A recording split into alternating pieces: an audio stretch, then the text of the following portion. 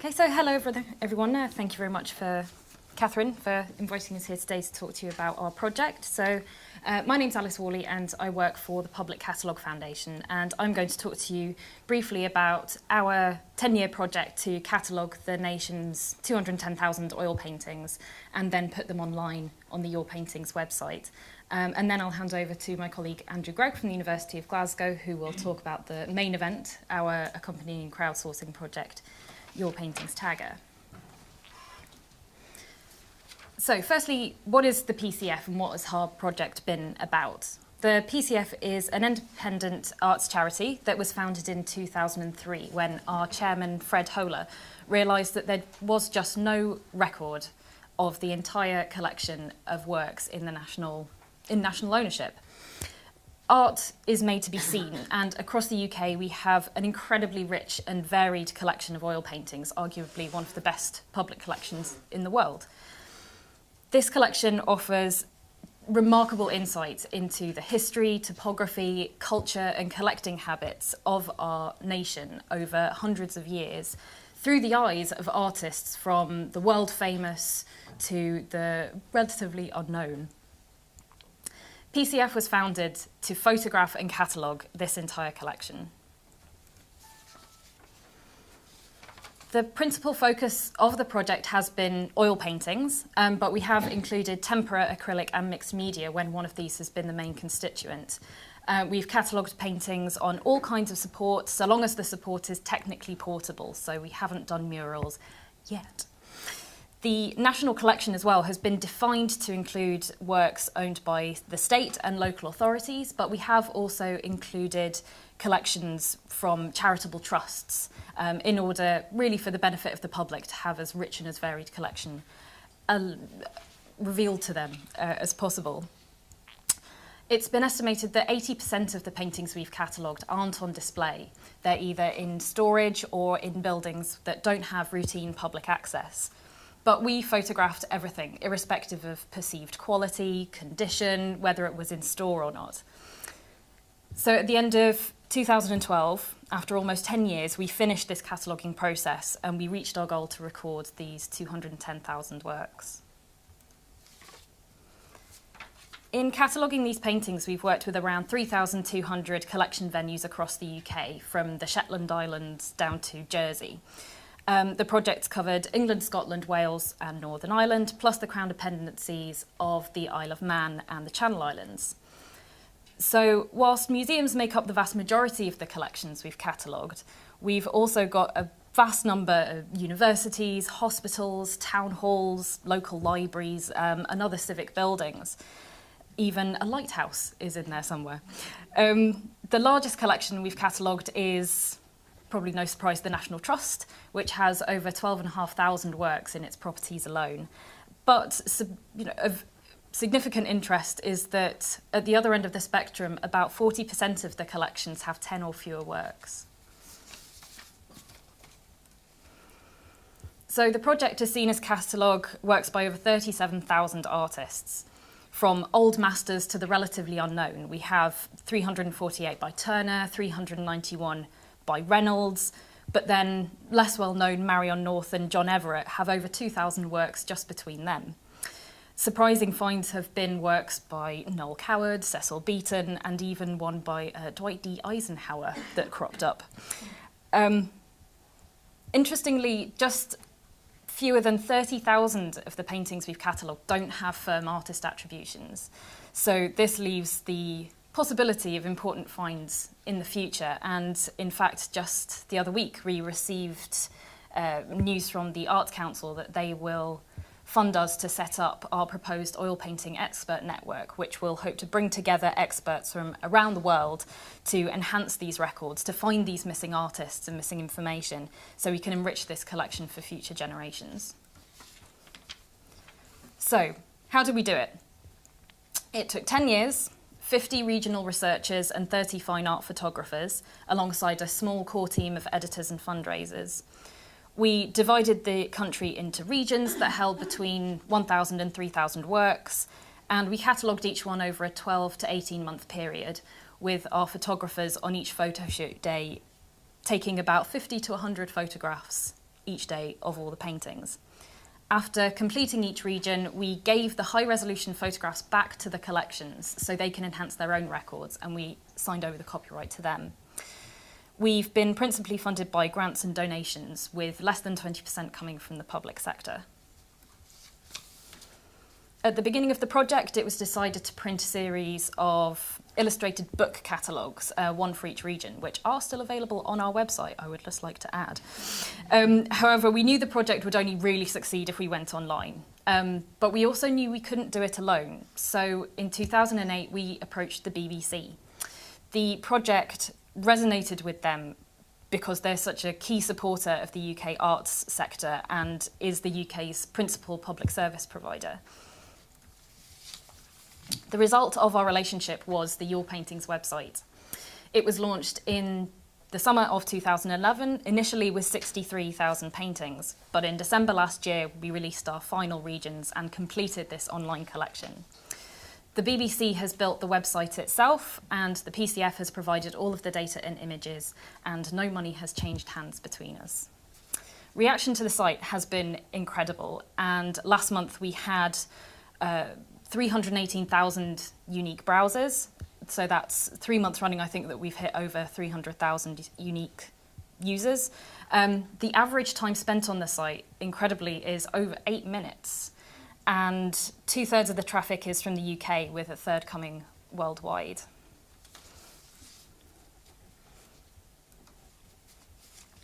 So each painting, artist and collection has its own page on the site. For paintings, we display core data along with display information, where you can go to see it, all its necessary credit lines, and if the collections have provided them, short descriptions about the works. On artist pages, we display a slideshow, so you can see all of an artist's works from across their entire career, side by side, one after another. And for artists who have an entry in the Oxford University Press Dictionary of Art and Artists or Modern and Contemporary Art, we have partnered with them to provide these biographies on the site as well. BBC is also linking to its vast archive, as you can see there on the Van Gogh slide. They are opening up this archive to us to link into this site. So they're increasing that over the coming months, but there is still a significant number of clips on there at the moment. Similarly, for each collection and the venues in which actually hold the paintings, we give their own site, we give them their branding and links back out to their own websites, helping to direct traffic back to the owner collections and encourage people to go and visit them. So I hope I've given you an indication of just how vast this project has been. And as a result of this, we knew we needed to have a way that users could really efficiently search through these paintings. So after many years, we came to crowdsourcing and our Your Paintings tagger project. So at that point, I would like to hand over to my colleague, Andrew Gregg, who will talk to you about it in depth. Okay, so I'm from the University of Glasgow, from the History of Art department, but my background is in museums, but I've been involved for the past 12, 13 years in putting museum collections online in various different projects. So I've known about the PCS work for many years, and I've been delighted to work with them. It's been, and the tagger, the work we've done on the tagger together has been one of the most interesting projects I've ever done, I think. So first of all, I'm going to talk about why we needed a tagging project, what the requirements were for it. All this will fit in perfectly to what Stuart was talking about earlier. But the methodology we developed and how it actually works in practice, all the pros and some of the cons, if Andy Ellis doesn't mind me mentioning this, some of the interesting issues that have arisen from it. Oh, sorry, which way am I? Sorry, am I being stupid? Left and right? Oh, there, right, okay. So, that they spent 10 years gathering data from 3,000 collections around the country. Now, obviously, this is fairly limited data because it had to be uniform from 3,000 collections, some of which have specialist curators and many don't. So the data they were able to gather uniformly was limited to what's on the right there, the title of the painting, the production date, if it's known, size, medium, accession number, acquisition method, and the artist's name. But that is obviously insufficient for adequate searching of a vast database of 200,000 objects. So it's clear that we needed to create additional metadata. But this scheme, the metadata scheme, had to be developed with certain practical considerations in mind. Bear in mind, this is a very practical, real-world project. It's not a research project. It's not an academic project. This was to fulfill a real-life end product, something that would be of use to a mass audience. So we had to consider who the end users were going to be, and those were what the BBC defined as a mainstream audience, but also included learners, by which they principally mean school-age learners, and that often involves a family group, parents and children working together. So it's a mainstream audience and a learner audience. But obviously we needed to take into account the adult education, the higher education sector. We needed also to take into account what is established art historical practice for describing works of art. There are plenty of schema in existence, things like the Getty's CDWA, categories for descriptions of works of art. Obviously there's a long tradition of describing works of art. There are established ways of doing that. We needed to create a system which would be familiar to art historians as well as useful to the general public. There were various BBC policies to do with the use of authorities and, forgotten the word now, what do they call it? DBpedia, which is based on Wikipedia, but they have internal terminology controls we tried to conform with. We needed to think about, obviously, what the search tools which were likely to be implemented on the Your Paintings website. One of the odd things about this project is that we were developing the crowdsourcing for the metadata before we knew how the BBC were going to design the Your Paintings website, how they were going to, what search mechanisms they were going to employ. So it's a bit of chicken and egg. A bit of putting the cart before the horse here. But that was just the way life was.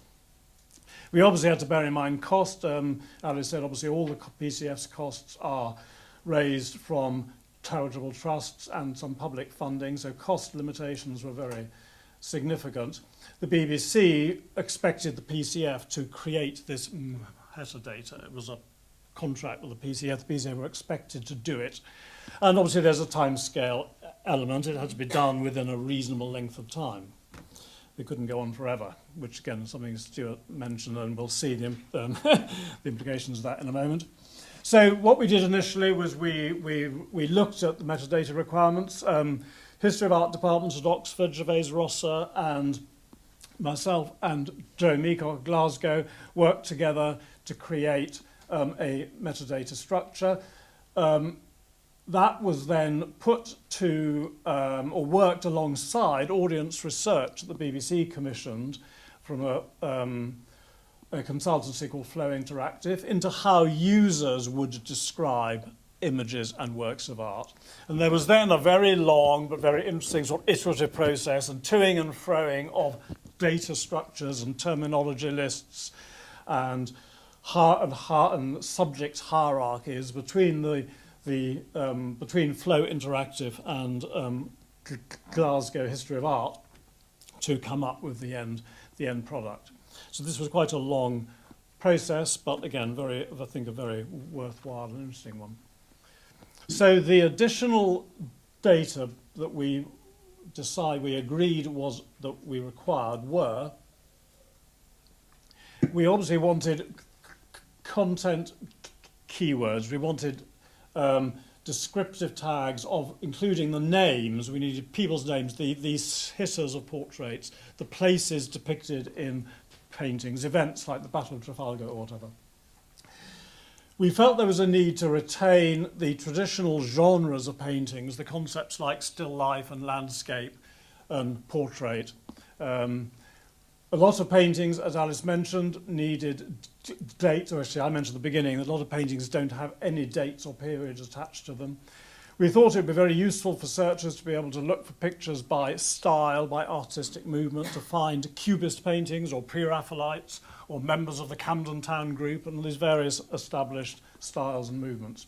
And then there was certainly a place for social tags, a free text social tagging that would reflect the way that users describe paintings, so that when they were searching, they'd be using the terminology that the same audience was using to describe the paintings.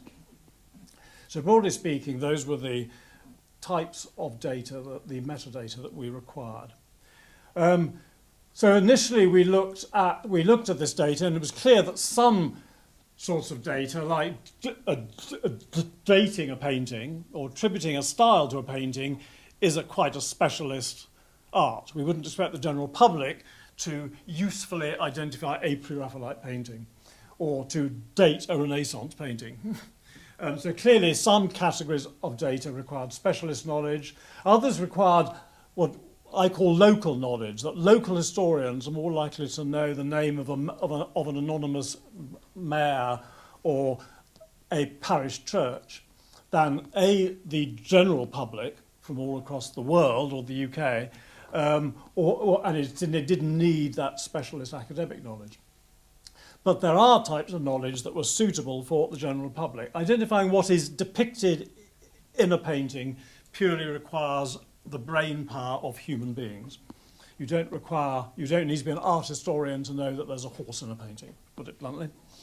And similarly, we thought that categories like still life and portrait and landscape would be fairly straightforward for the public to identify. And we had a subject hierarchy, which sort of was a hierarchy of fairly obvious non-art historical types of subject, which I think I illustrate later, but I may have edited it out. So we wanted to look at potential models for creating this metadata. Bearing in mind the constraints, just a little reminder of something I've got to mention later on. There's a vast quantity of data. There's 200,000 paintings in the database. We had to respond to user research. That the data had to be reliable and it had to be consistent across the 200,000 paintings.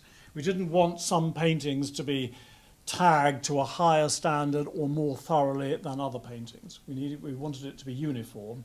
And the BBC, above all, wanted it to be reliable.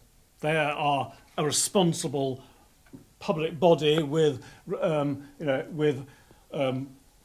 very strict quality controls. So they were intent that this data should be, if not authoritative, should be reliable, should be trustworthy is a good word. And we wanted to minimise the cost, and we had a short time scale. So crowdsourcing was clearly the way to go. I'll just show you very briefly a couple of other examples of museums that use crowdsourced tags. This is Brooklyn Museum. This was one of the pioneers. And here, this is the web page for one painting, and it lists all the public tags. And they have a group of taggers who are called the Posse, the Brooklyn Posse, who create their tags. And as I say, they're all shown on the right there, and you can sign on and create tags for paintings that you find or you come across on their website. Here's another one from Indianapolis, and there's a cloud of tags, and obviously the boldness of the tag is how frequent it has been tagged. And that was a very interesting one. I thought tablecloth was an interesting one. And that's a good, you click on tablecloth and you obviously then go to other works of art in the museum which either are tablecloths or have tablecloths depicted in them. So it works. But there are disadvantages to these sorts of tagging exercise. First is that they are unrandomized, that people are tagging pictures they like or are interested in, and pictures they happen to be looking at when they decide they want to do some tagging. So because taggers can select the paintings, it's always the most popular and attractive and easier paintings or objects that get tagged. The difficult ones, or the ones that obscure paintings or works that people don't look at, they don't get tagged. Because tags are visible at the time of you doing your tagging, you are influenced by the tags of other people. Now, we work very closely, as you'll see, with Galaxy Zoo, with Arthur Smith and Chris Lintott originally, who I think is speaking later. language, their own words. They shouldn't be influenced by what other people do. That actually limits the range of tags you get for any one object. And also, obviously, the tags are unstructured. They're very difficult to search when one object is described in a number of ways. So that is just a cloud of social tags. There isn't, as we wanted to do in parallel, a structured subject tagging system. And there's no sort of authentication, and we'll see in a moment how we did that, how we, not by applying any expertise, but by using the taggers themselves, if you like, to authenticate one another. So you could get completely rogue tags, you could get, in theory, you could get obscenities, you could get just nonsense tags included. So we found Galaxy Zoo. We thought that looks like a very good model. We talked to Chris and Arfon, and Arfon in particular gave us a lot of advice over the months to design the tagger. As you all probably all know, it's very, very famous, incredible success, 1 million images, 150,000 taggers in a year, 50 million classifications in the first year, and they proved that the results of the descriptive, the categorization of galaxy shapes, which is basically what people were doing, was as good as a professional astronomer, given the principles that they applied. That the tasks people were asked to do didn't require any expertise. There's a short tutorial, but you're not expected to have any knowledge of astronomy or astrophysics to do it. The images are delivered to you randomly. You can't select which pretty pictures of galaxies, which colourful, famous galaxies, the Andromeda Galaxy, I'll tag that one. That would be pointless. 1 million people would tag the Andromeda Galaxy, and that sort of rather dull blur in the middle wouldn't get tagged by anybody. So that would defeat the purpose of the project. So you deliver the images at random. People can't select them. And the key thing, multiple classifications, that every tag is confirmed by somebody else. You don't accept one tag. You have what we call thresholds for each tag. So we divided our tags into the public workflows, which was the social tagging, basically the things and ideas that you can see in the painting, the types or genres, the landscape, still life, portrait concept, the hierarchical subject matter, and the names of people, places, and events depicted, which is what we're going to concentrate on really in this brief talk. Well, I've mentioned the expert workflows, which required expertise. We allowed registered taggers to submit themselves to, we took their word for the fact that they had specialist knowledge either through their work or through academic training, and allowed them to become self-appointed experts, in which case they were allowed to tackle the dating and the style and movement workflows. And then above that, there's a supervisory interface where certain inconsistencies and problems that we identified in the piloting stage right at the beginning could be ironed out on a one-to-one basis by us or a panel of external supervisors. At the moment, they're being done internally. That's fairly straightforward. So the thresholds we apply to the tagging is that every painting has to be seen by 15 taggers. That means that all the workflows achieve a sufficient level of tagging to achieve these other thresholds. Anything in a painting, if 2 or more of the 15 taggers see a cow in a painting, we can be 99% confident that there is a cow in that painting. Okay? And the same with names, and the same with the subject categorization. The types, interestingly, even at the piloting stage, we recognised that was slightly problematic, so we had a higher threshold of 4 people to decide whether it was a portrait or still life, as generally understood by the art historical community. And we'll see there's some discrepancy there between the public perception and what we wanted people to tag it as, which raises a whole other can of worms, of course. And then there were certain, as I say, problematic areas that were referred to the supervisor's interface. Probably don't have time to go into now.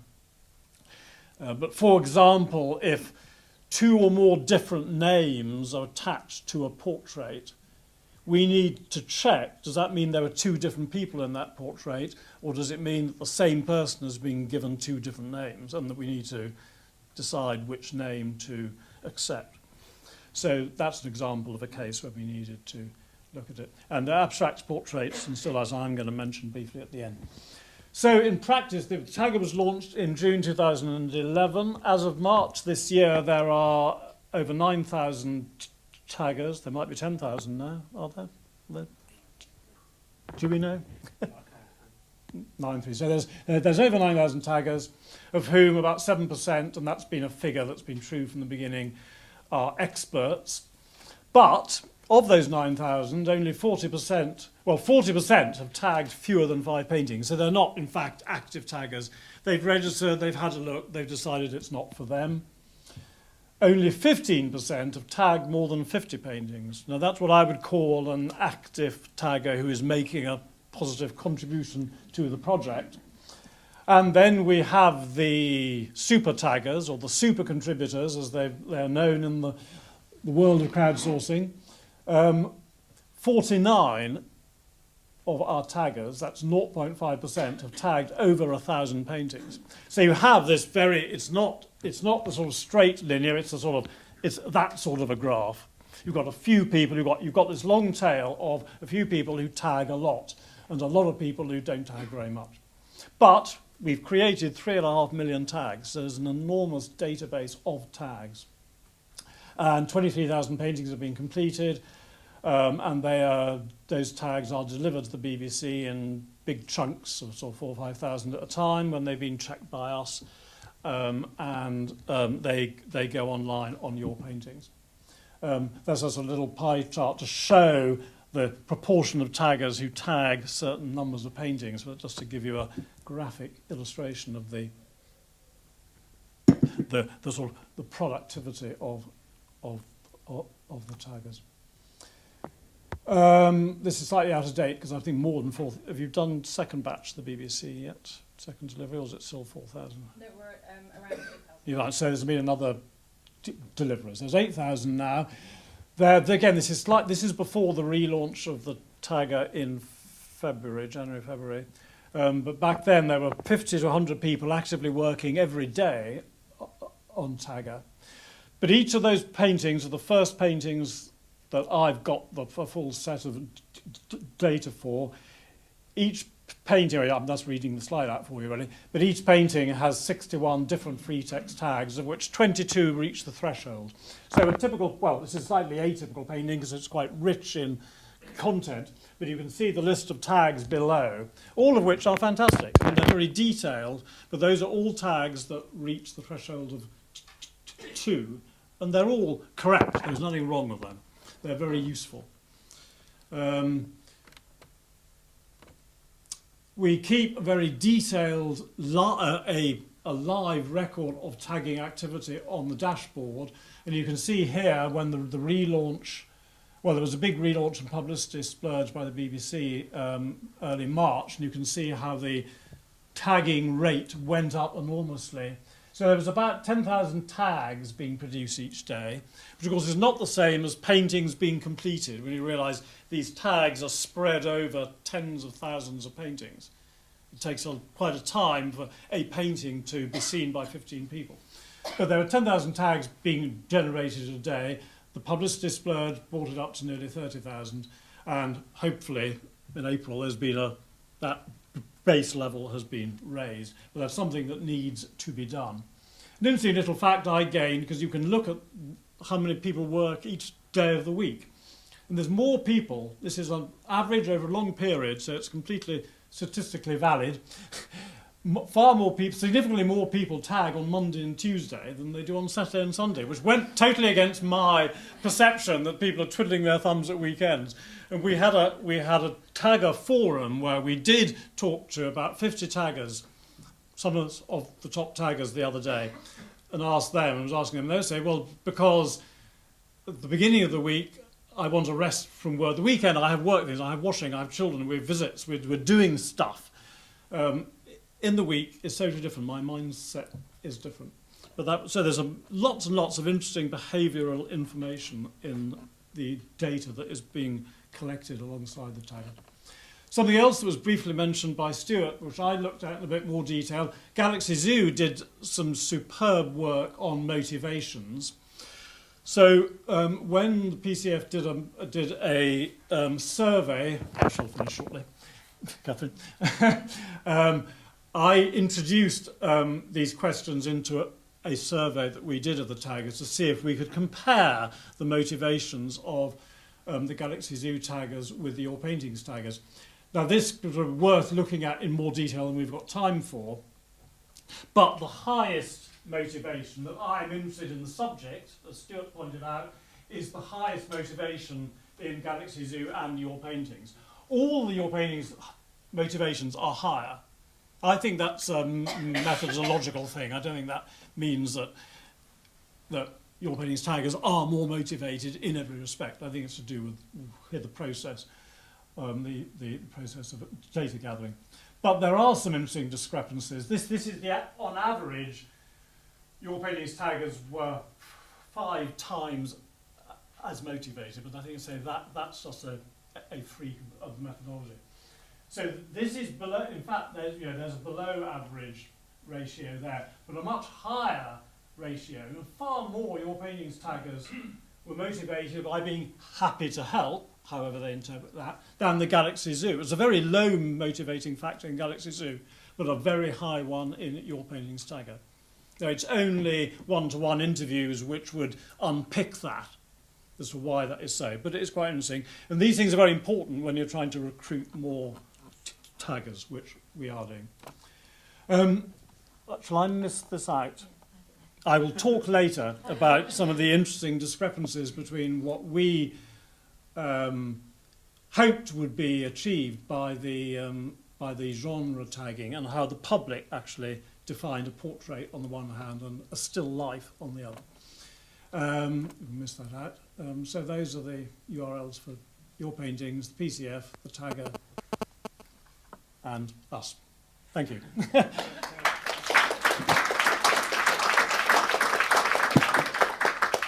Thank you both very much. We're just into coffee time, but we could take a couple of quick questions if we have interest. I was wondering whether the thresholds for numbers of taggers and the amount of checking was,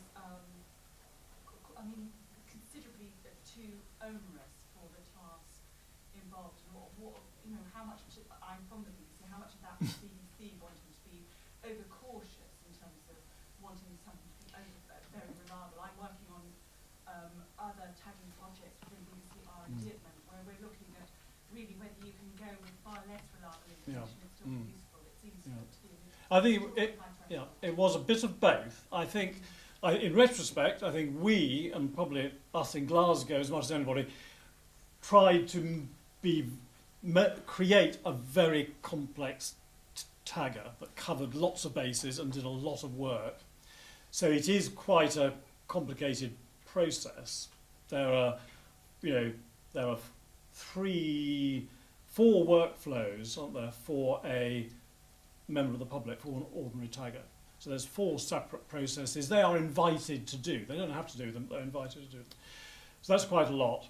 But yes, the BBC, we got a very strong message that, they were concerned about the quality of the tags. And we didn't want Mickey Mouse, literally Mickey Mouse tags, to get through. But the threshold of 2 is not high, but it is sufficient to remove. But I've not seen any bad tags in all our checking in any. Was it not 15 taggers per? Yeah, yeah. Well, it was originally 20 when we started. We reduced it to 15. We're still considering whether we might bring it. We might even reduce it. What that will do, it'll reduce the number of tags, because clearly fewer tags will reach that threshold of 2, will be accepted. So you'll reduce the richness of the output. That's that's the impact it will have. And that's for you and that's for the BBC and Andy to discuss. We've got one in the middle of the room here. Yeah, I'm interested, why haven't you looked into the user reputation and expertise? Like, you focus more on the number of tags for Well, it's hard to see how you could estimate the expertise of 9,000 taggers. But you have the API with all the information about the user. So do you use that for? We don't have any information about the users except their email address. But you could actually, Track what tags yeah, which Right, yeah. taggers are actually more reliable than others, and then Yeah. weight them more highly, and that's something We have thought of that. Yeah. Just one last quick one, shall we? And then we'll go to coffee. So, It was the point about you were talking about the expert's opinion between a portrait and still life, and I was thinking, actually, maybe the 9,000 people are right. Well, yes, I mean, yes and no. Yes, I mean, well, it depends what you mean by right. And again, we have, yeah, this is a big discussion, which we don't have, but I'm happy to have another session at the end of the day, because it is fascinating, and what you do about it, and why we did it, what our expectations were, what the public's response was, what we do about it, are three important issues which are worth talking about. I mean, one much easier answer is, again, that there's part of it is an artifact of the methodology and the actual workflow. That when they look at that workflow, and we know this from the forum, I think there was some feedback, that people feel they have to pick one of those things, even if they're not sure they're applicable. Now, we've worded it so that they don't. So it's not that 90% of taggers think that a Madonna and Child is a portrait, that when they look at a list of 6 terms, they feel obliged to select the nearest one. So that's an artifact of the system which we need to do something about. That's I think, probably the main issue, but the other issues are significant and interesting and worth discussing. there will be plenty more time to discuss things later at the roundtable session, where I hope Alice and Andrew will be joining us at the front. So I'm going to thank them again very much in 1 minute, but if you'd like to help yourself to coffee where we saw it this morning, but come back promptly at past, please, that would be terrific. But in the meantime, thank you very much, Alice and Andrew.